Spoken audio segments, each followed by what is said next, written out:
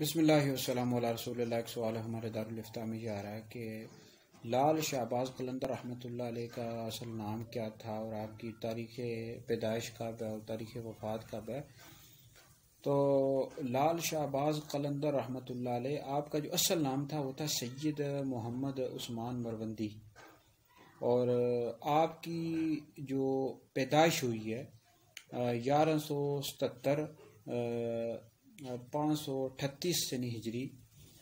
افغانستان کا ایک شہر تھا قندھار، اس کے جنوب میں واقع ہے ایک ضلع مروند، وہاں پر ہوئی ہے آپ کی پیدائش، وہاں پر ہوئی۔ اور آپ کا جو نسب ہے، سلسلہ نسب، وہ سیدنا امام جعفر صادق رضی اللہ تعالی عنہ سے جا کر ملتا ہے، اور آپ کے والد کا نام تھا ابراہیم کبیر الدین، اور آپ کی والدہ کا نام تھا ماجدہ کبیر الدین۔ اور بہرحال وہ بھی دونوں بہت ہی زیادہ اللہ تعالیٰ کے نیک بندے تھے، بہت زیادہ متقی پرہیزگار تھے۔ تو حضرت سیدنا لال شہباز قلندر رحمۃ اللہ علیہ اللہ رب العزت کے بہت ہی نیک بندے تھے، اور آپ کا جو لقب ہے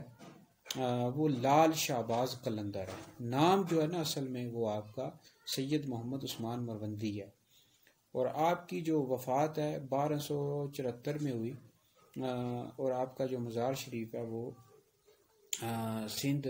میں ہے اور سیون شریف میں واقع ہے۔ بہرحال آپ اللہ تعالیٰ کے بہت ہی نیک بندے، اور بہت ہی